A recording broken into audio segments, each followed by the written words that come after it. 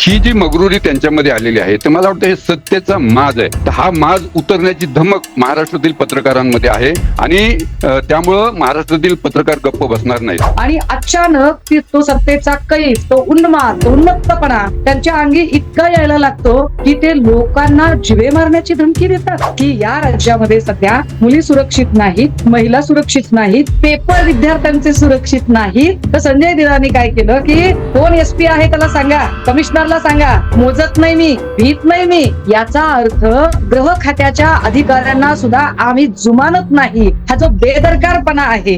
आणि हा इतका उन्माद का, कशासाठी? पैसा, सत्ता. ज्या स्वायत्त यंत्रणा कालपर्यंत तुमची एक एफआयआर घ्यायला तयार नव्हत्या, त्या स्वायत्त यंत्रणा आज तुमच्या समोर हात जोडून उभ्या आहेत म्हणून पोलिसांच्या समोर तो माज येतो आणि त्या माजात ते बोलत राहतात आणि गोळ्या घालण्याची भाषा करतात, आई बहिणीवरनं शिवीगाळ करतात. ही सत्तेची मगरुरी पोलीस बंदोबस्तामध्ये ही खुलेआम चाललेली गुंडगिरी आहे. पण अभिव्यक्ती स्वातंत्र्याचा जो काही दुरुपयोग आजकालचे सत्ताधारी पक्षातली लोक करताना दिसत आहेत, त्याचं हे उत्तम उदाहरण आहे. आज पोलीस यंत्रणांच्या समोर शिवीगाळ करण्यात आली, महिलांच्या वरून पण देखील घाणेरड्या शिवीगाळ करण्यात. आज महाराष्ट्रामध्ये गुन्हेगारी मोठ्या प्रमाणात वाढली, कारण जेव्हा तुम्ही तुमचे लोकप्रतिनिधीच हे टीव्हीवरती आपण बघतोय की एकमेकांना मारहाण करतायत, शिवीगाळ करतायत, मारून टाकण्याच्या गोष्टी करतायत, त्यांच्यावर काही होत नाहीये. सरळ सरळ पोलीस यंत्रणेला चॅलेंज केलं जातं की तुम्हाला वाटेल त्याला सांगा, आमचं काही होत नाही. एवढं सगळं सांगितलं जात असतानाही त्यांच्यावर जेव्हा कारवाई होत नाही, तेव्हा यांचे समर्थक महिलांवरती अत्याचार करणारच, महिलांचा रेप करणारच, गुंडागिरी करणारच, रेप झाला तिथे मर्डर करणारच, कारण तिथे नेतेच असे आहेत. ही चर्चा संजय दिनाने जी पत्रकारांच्या बद्दल अर्वाच्य भाषा वापरली, आई बहिणीवरून शिवीगाळ केली आणि जिवे मारण्याच्या धमक्या दिल्या, मी 5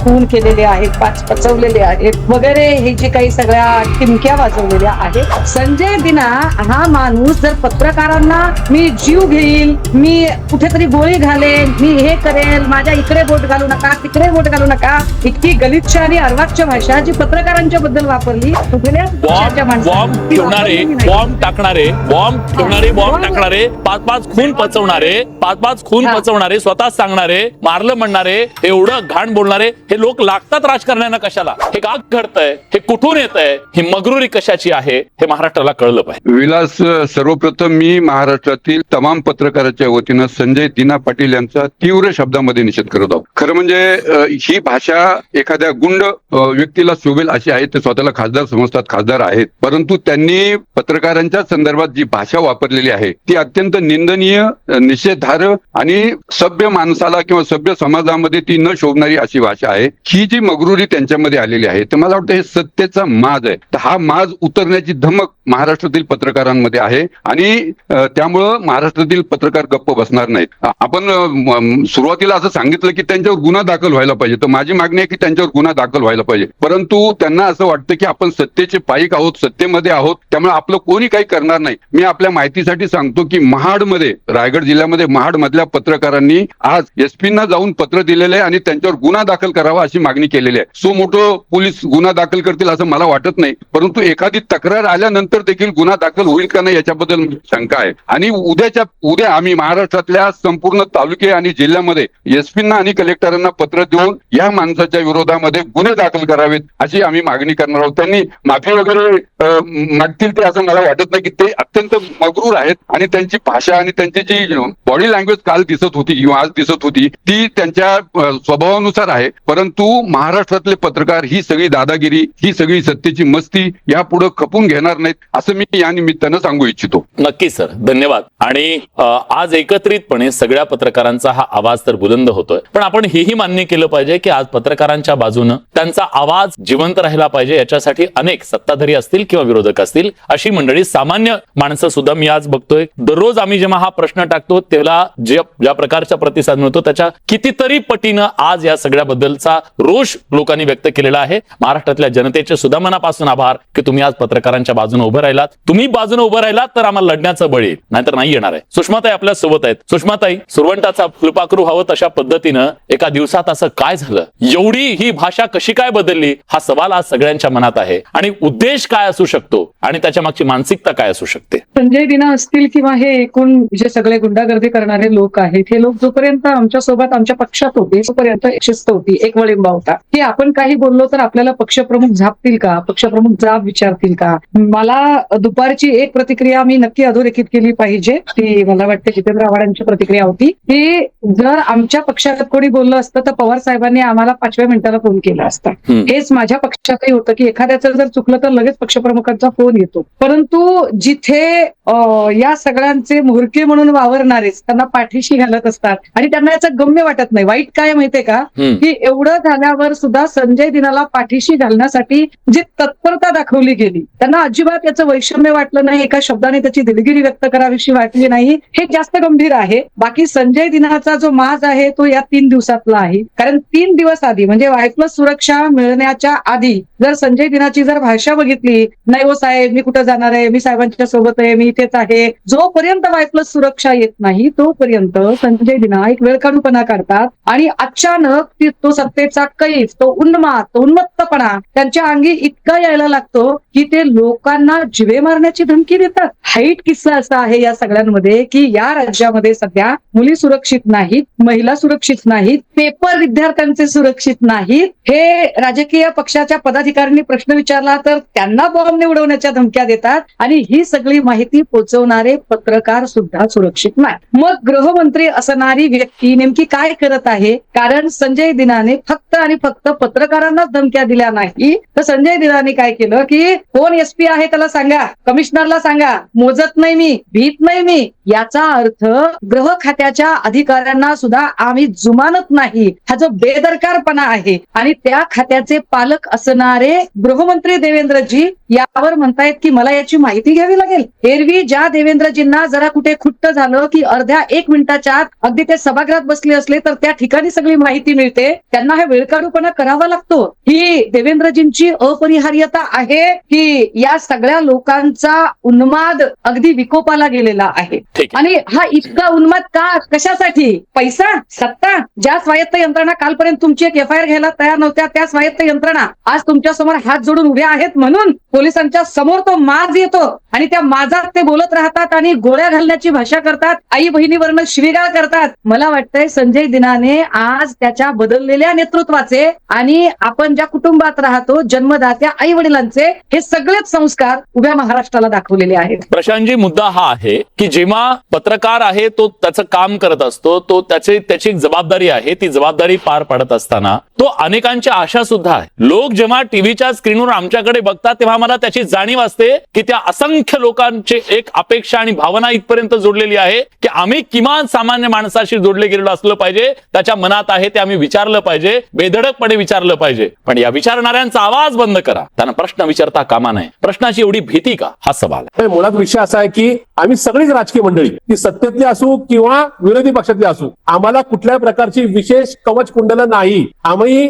आमच्या राजकीय जीवनामध्ये किंवा सामाजिक जीवनामध्ये या ठिकाणी जबाबदारीने स्वइच्छेने आलेलो आहे. त्याच्यामुळे पत्रकार असतील किंवा या ठिकाणी सर्वसामान्य जनता असेल किंवा समाजातला कुठलाही अंग असेल, या प्रत्येकाला आम्हाला जाब विचारण्याचा, आमच्यावर टीका करण्याचा, आमच्यावर आरोप करण्याचा पूर्णपणे अधिकार आहे. कारण की आम्ही जनतेला आणि लोकशाहीच्या 4थ्या स्तंभाला अर्थात पत्रकार बांधवांना किंवा एकूणच मीडियाला आम्ही जबाबदार आहोत. त्याच्यामुळे संजय दिना पाटलांनी जे काही त्यांचे अवगुण दाखवलेले आहेत ते निश्चित या ठिकाणी या महाराष्ट्राच्या राजकीय आणि सामाजिक संस्कृतीला मान खाली घालायला लावणार. कारण की या महाराष्ट्राने देशाला खूप मोठे नेते दिले, खूप मोठे विचारवंत दिलेत असं आमचं स्पष्ट मत आहे. पण हा बदललेला महाराष्ट्र हा नरेंद्रभाईंचा नवा महाराष्ट्र, नवा भारत आहे आणि हा देवाभाऊंचा नवा महाराष्ट्र आहे असं माझ्या सरकारला वाटतं. त्याचं कारण आहे की सत्याची मगरुरी, पोलीस बंदोबस्तामध्ये ही खुलेआम चाललेली गुंडगिरी आहे असं आमच्या सरकारला वाटतं. तर की ज्या पद्धतीने पत्रकारांना ही भाषा केली जाते, कुठेही माझ्यावर गुन्हा दाखल होणार नाही, मला कुठल्या प्रकारची अटक होणार नाही. आणि त्याही पलीकडे म्हणजे देवेंद्रजी फडणवीस जे या राज्याचे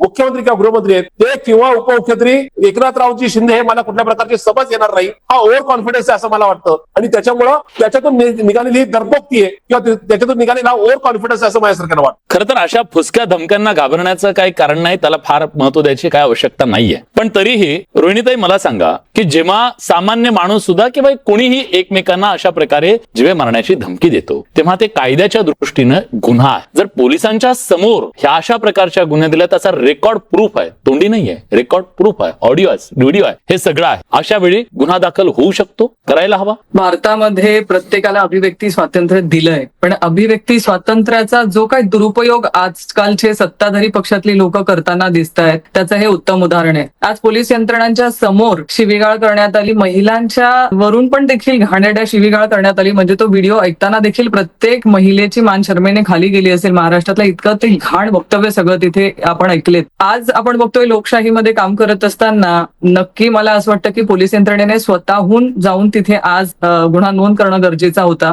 एक लोकप्रतिनिधी म्हणून लोकांच्या आपल्याकडनं एक वेगळ्या अपेक्षा असतात, आपल्याला लोक आदर्श मानत असतात, आपले फॉलोअर्स आपल्याकडनं शिकत असतात. अशा वेळेस लोकप्रतिनिधींनी स्वतःचा एक वेगळं व्यक्तिमत्व, एक आदर्श व्यक्तिमत्व जगासमोर आणायला हवं. आणि अशा वेळेस जर शिवीगाळ करणारं व्यक्तिमत्व किंवा एखादा खासदार तिथे लोकांना दिसत असेल तर महाराष्ट्रातल्या जनतेने त्यातनं काय धडा घ्यावा. आणि तशी सत्तेची मगरुरी किंवा सत्तेचा माज हा काही आज नवीन आपण बघितलेला असा नाहीये. ह्याच्या आधी आमदार संजय गायकवाड यांनीही ती सत्तेची मगरुरी दाखवलीच होती. संतोष बांगर हे अजून एक नाव घेता येईल, सूरज चव्हाण हे अजून एक नाव घेता येईल. अशी अनेक नावं आपल्याला घेता येईल की त्यांनी सत्तेची मगरुरी ही वारंवार दाखवलेली आहे, पण त्यांच्यावर कुणावरही काहीही कारवाई होताना आपण बघितली नाही. आज महाराष्ट्रामध्ये गुन्हेगारी मोठ्या प्रमाणात वाढली, कारण जेव्हा तुम्ही तुमचे लोकप्रतिनिधीच हे टीव्हीवरती आपण बघतोय एकमेकांना मारहाण करतायत, शिवीगाळ करतायत, मारून टाकण्याच्या गोष्टी करतायत, त्यांच्यावर काही होत नाहीये. सरळ सरळ पोलीस यंत्रणेला चॅलेंज केलं जातं की तुम्हाला वाटेल त्याला सांगा, आमचं काही होत नाही. एवढं सगळं सांगितलं जात असतानाही त्यांच्यावर जेव्हा कारवाई होत नाही तेव्हा यांचे समर्थक महिलांवरती अत्याचार करणारच, महिलांचा रेप करणारच, गुंडागिरी करणारच, रेप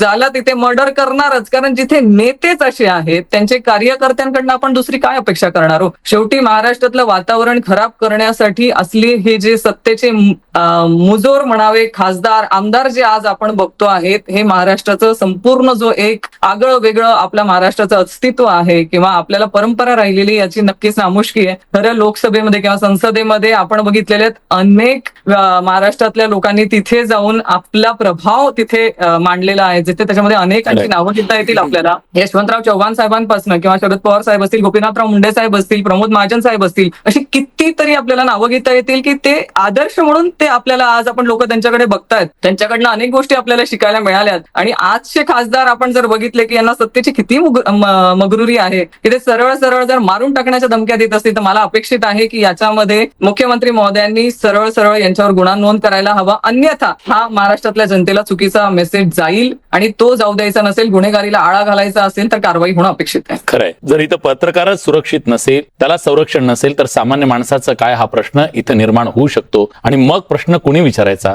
डॉक्टर साहेब, मी तुमच्याकडे येतोय. कदाचित अशाच पद्धतीने जर बोलायला लागले तर मला बडे मुद्दे चिलखत घालून करावं लागेल, बुलेट प्रूफ जॅकेट घ्यावं लागेल. कदाचित माझ्या मागे सुद्धा लोक प्रत्येक पत्रकाराच्या मागे असं बॉडीगार्ड वगैरे आणि हे संरक्षणाच्या माध्यमातून मग मी विचारू का आता प्रश्न, असं करून करावं लागेल. आम्ही लोकशाहीत हे कमावलं. या माणसावर तुम्ही कारवाई करणार आहात की नाही? विलासजी, सगळ्यात प्रथम आमच्या पक्षाचे खासदार संजय दिनामामा पाटलांच्या वक्तव्याचं जे वक्तव्य पत्रकारांवर केलं ते अत्यंत चुकीचं वक्तव्य त्यांच्याकडून घडलं. त्याच्याबद्दल त्यांनी सर्वोच्च नेते आदरणीय एकनाथ शिंदे साहेबांकडे पण दिलगिरी व्यक्त केली, आमच्याकडे पण केली. मी आमच्या पक्षातर्फे महाराष्ट्रापर्यंत आली नाही सर, अजून महाराष्ट्रापर्यंत आली नाही, आमच्यापर्यंत काय आली नाही. विलासजी, येईल. महाराष्ट्रातील तमाम पत्रकारांचं, माझ्या सगळ्या पत्रकार मित्रांचं मी आपल्या सगळ्यांची हात जोडून माफी मागतो की जे काही घडलं ते चुकीचं आहे आणि असं घडायला नको होतं, पण ते दुर्दैवाने ते घडलेलं आहे आणि त्याची माफी मागणं हे माझं पहिलं काम. नाही सर, तुम्ही माफी कशाला मागताय हो? तुमचं काय त्याच्यामध्ये? तुम्ही रोज येता, तुम्ही रोज बोलता, आजपर्यंत तुमचा शब्द कधी इकडचा इकडे जात नाही हो. नाही विलासजी, काय आहे की तुम्ही पण सत्तेत आहात, तुम्हाला पण सत्तेची कवच कुंडल आहे. नाही, आहेत ना, सत्तेची कवच कुंडलं आहेत. मला आता जस्ट फक्त याच मुद्द्यावर मला बोलायचं आहे की आता सांगण्यात आलं की बाबा ते 3 दिवसापूर्वी वेगळी भाषा वापरत होते, आता एका दिवसात वेगळी भाषा वापरली. कारण 3 दिवसापूर्वी त्यावेळी हा प्रकार नव्हता. कारण जे उभाटाचे जे संजय राऊत आहेत, त्या संजय राऊतांची भाषा, अरविंद सावंतांची भाषा ही संजय दिनामामा पाटलांबद्दल तशी भाषा नव्हती. जी भाषा संजय राऊतांकडून आली ही भाषा ज्यावेळी यायला लागली की घरात घुसून मारा,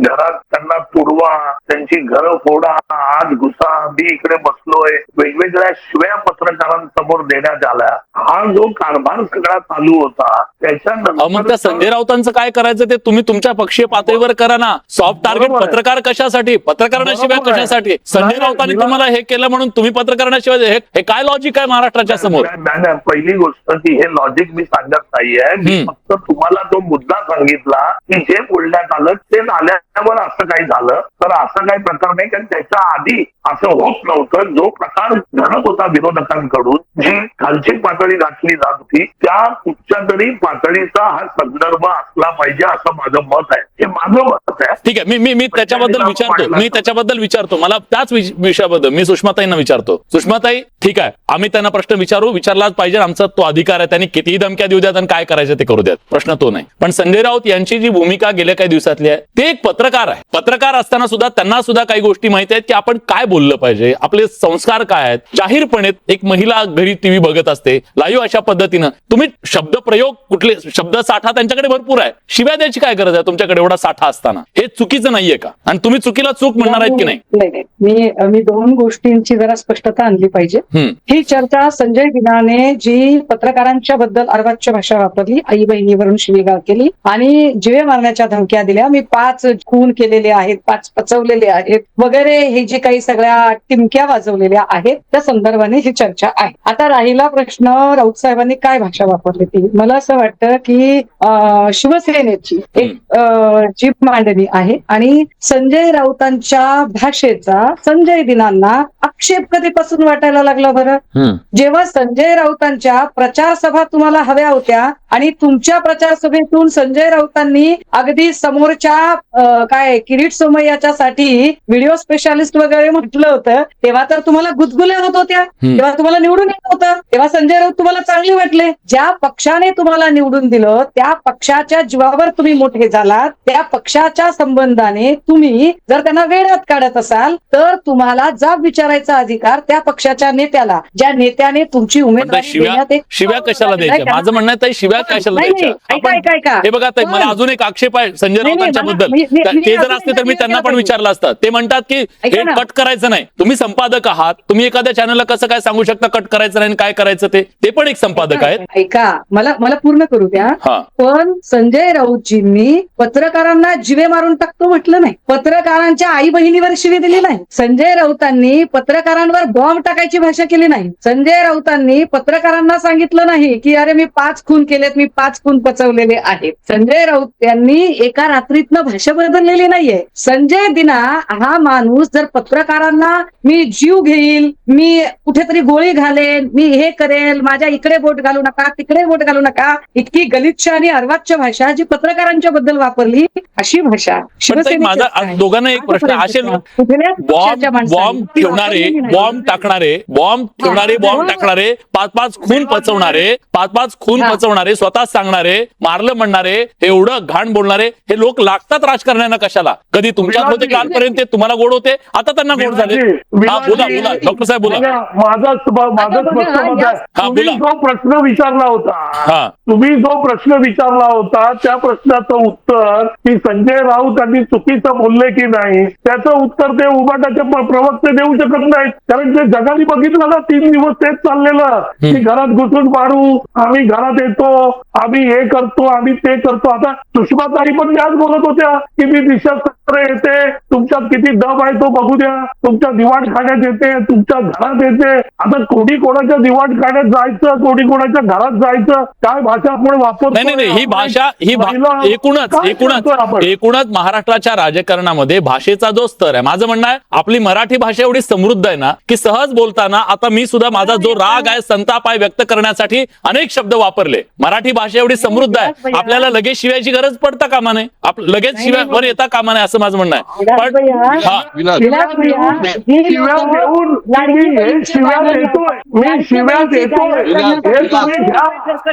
ठीक आहे, देशमुख सर, जर त्यांचा राग संजय राऊतांवर आहे तर पत्रकारांना शिव्या देण्याला सॉफ्ट टार्गेट आहे का? काय करणार आहे तो गुण धरणारा माणूस? पत्रकार आपलं काय वाकणं करणार आहेत? चला ह्यांना द्या शिव्या, ह्यांना मारून टाका, धमकी द्या, सॉफ्ट टार्गेट आहे का पत्रकार? नाही विलास, 2 मुद्दे आहेत. पहिला मुद्दा असा आहे की राजू वाघमारे हा विषय डायव्हर्ट करतायत. संजय राऊत काय बोलतायत, कसं बोलतायत हा एक वेगळा विषय, त्याच्यावर आपण वेगळी चर्चा करू. नाही परंतु आज आपली जी चर्चा चालू आहे ती संजय दिनानी जी पत्रकारांना धमक्या दिलेल्या आहेत त्या संदर्भात आपली ती चर्चा चालू आहे. हो. आणि संजय दिना यांनी राजू वाघमारेची माफी मागितली, आणखी कोणाची माफी मागितली, हा काही यांनी आमचं समाधान होणार आहे का? धमक्या त्यांची माफी पत्रकारांना दिली आणि मागितली- माफी त्यांची मागितली म्हणे आता काय कमाल आहे त्यांनी- ऐका महाराष्ट्रामध्ये? हा. एक मुद्दा ऐका, माझी मागणी अशी आहे की त्यांनी राजू वाघमारेची माफी मागितली तर मागू द्या, तो काही मुद्दा नाही. परंतु माझी मागणी अशी आहे की उपमुख्यमंत्री एकनाथराव शिंदे यांनी पत्रकारांची माफी मागितली पाहिजे. याचं मी एक उदाहरण सांगतो. त्यावेळेस अजितदादा पवार यांनी पत्रकारांना शिव्या दिल्या होत्या. नांदेडच्या एका पत्रकाराला शिवी दिली होती आणि त्यानंतर महाराष्ट्रातल्या सगळ्या पत्रकारांनी 8 दिवस त्या अजितदादांवर बहिष्कार टाकला होता. त्यानंतर स्वतः शरद पवार यांनी पुढे येऊन पक्षाचा एक नेता म्हणून त्यांनी पत्रकारांची माफी सर तुमचा आवाज येत नाही. मी एक जाताना शेवटची कमेंट रोहिणीताई हे जे राजकारण आहे बाहुबली राजकारण, हा डॉक्टर काय म्हणणं आहे तुमचं जरा सांगा, पटकन सांगा. एकनाथ शिंदे साहेबांनी स्वतः दिलगिरी व्यक्त केली प्रमुख म्हणून. कुठं आलंय ते? कुठं आलंय? दुपारी येऊ दे ना पत्रकारांसमोर. नाही ते काय बोलले ते लक्षात त्यांचा डॉक्टर साहेब तो भाग वेगळा होता. त्यांचा मी तुम्हाला सांगतो. त्यांचा बाईट ऐकलं. ते म्हणाले त्यांनी माझ्याशी बोलताना त्यांनी दिलगिरी व्यक्त केली असं ते बोलले. हा असं बोललेलं त्यांचा बाईट ऐकलं आम्ही. तो चुकीचं बोलू नका तुम्ही. नाही असं बोललेलं नाहीये ते. अरे मग बरं ठीक आहे, आपण पुन्हा हे नको. असं बोलले रोहिणीताई शेवटची कमेंट तुमची आणि नंतर जगताप सरांची पण घेतो. दोघांनाही थोडा वेळ देतो. या अशा प्रकारच्या गोष्टींना एक प्रकारे थारा मिळू नये यासाठी इथल्या वरिष्ठ नेत्यांची, या महाराष्ट्राचं राजकारण कारभारी जे आहेत ना, या महाराष्ट्राचे कारभारी, त्या कारभाऱ्यांनी या सगळ्याची गंभीर दखल घेणं गरजेचं आहे का? आणि आपापल्या पक्षातल्या ह्या सगळ्या बेताल लोकांना नीट समज देण्याची गरज आहे का? नाहीतर हे महाराष्ट्राचं राजकारण त्यांच्या हातातून जाईल. निश्चितच समज देण्याची गरज आहे. आणि जे डॉक्टर राजूजी बोललेत की संजय राऊत साहेब काय म्हणाले वगैरे हे ते, ह्याच्यापेक्षा मला असं वाटतं की आज महाराष्ट्रातली जनता, हे जे 6 खासदार ज्या पक्षाकडून निवडून आले त्या पक्षाला लात मारून दुसऱ्या पक्षाकडे गेलेत ना, त्यांच्या बाबतीत अजून कुठल्या खालच्या स्तराला जाऊन जनता बोलते आहे हे त्यांनी बघावं. आणि तुम्हाला राग येण्याचं काही कारण नाही. तुमचं जर या 6 खासदारांचं असं मत आहे त्यांनी केलेलं योग्य आहे तर तुम्ही शांततेत उत्तर द्यावं. तुम्ही चिडतायत म्हणजे तुम्हाला हे माहितीये की तुम्ही योग्य केलेलं नाही. लोकांचा राग होता म्हणून लोकांनी त्यावेळेस महायुतीला सोडून तुम्हाला निवडून आणलं. एका चिन्हावर तुम्ही लगेच त्यांना सोडून दुसरीकडे जाता आहेत. लोकांचा रोष आहे. तो लोकांचा रोष तुम्हाला सहन होत नाहीये, तुमची चिडचिड होते, हे साहजिक आहे. त्याच्यामुळे तुम्ही पत्रकारांना शिव्या देणार हे योग्य नाही. आज महाराष्ट्रामध्ये आम्हाला ते सगळ्यांना असं अपेक्षित आहे की जेव्हा तुम्ही संसदेत जातात तेव्हा तुमच्या विचारांचे बाण तिथे सुटायला हवे, ना की तलवारीची भाषा. खरं तर तिथं मर्दुमकी तर तिथं दाखवली पाहिजे सभागृहामध्ये, प्रश्न विचारून जनतेचे, आणि घाम तिथं फोडला पाहिजे. प्रशांतजी जनतेला आणि पत्रकारांना धमक्या देऊन काय होणार नाहीये. माझं सरळ मत आहे की प्रशांतजी शेवटची कमेंट. माझा वेळ संपलेला आहे. या संदर्भामध्ये देवेंद्र फडणवीस असतील किंवा एकनाथरावजी शिंदे असतील किंवा समस्त सगळ्याच या ठिकाणी सत्तेतल्या नका या मंडळींनी आपापल्या नका एकूणच कार्यकर्त्यांना, नेत्यांना, खासदारांना, आमदारांना योग्य ती समज द्यायला हवी. त्याचं कारण आहे की याच्यातून महाराष्ट्राची प्रतिमा बिघडते, महाराष्ट्रातला तरुण बिघडतोय, महाराष्ट्रातला अगदी सरकारी अधिकारी सुद्धा बिघडतोय. कदाचित संजय दिना पाटील जे सांगतात की मी 5-5 खून पचवलेत, त्याच्याचमुळे मुंबईच्या लोकांमध्ये साध्या रागातून एखादा विक्षिप्त माणूस एखादा लहान मुलाचा खून करताना दिसतोय आणि तशा प्रकारचं चुकीचं धाडस करतोय. किंवा महाराष्ट्रातल्या एखाद्या सरकारी छोट्या एका अधिकाऱ्याच्या घरामध्ये 10-10 कोटी रुपये या ठिकाणी भ्रष्टाचाराचे सापडतात. कारण की तो बघतोय की माझा खासदार विकला जातोय, माझा आमदार विकला जातोय आणि माझा खासदार जर 5-5 खून करत असेल तर मी का नाही? त्याच्यामुळे महाराष्ट्र जर बिघडवायचं नसेल तर अशा एका मंडळींना समज देण्याची गरज आहे आणि या ठिकाणी चांगली माणसं राजकारणात आणण्याची गरज आता महाराष्ट्राच्या मतदारांच्या हातामध्ये असं मला वाटतं. आणि महाराष्ट्राच्या सुज्ञ मतदारांनी इथून पुढे आपल्याला कुठला खासदार आणि आमदार हवा आहे याचं कुठेतरी या ठिकाणी आत्मचिंतन करावं, अशा प्रकारची ही वेळ आलेली आहे.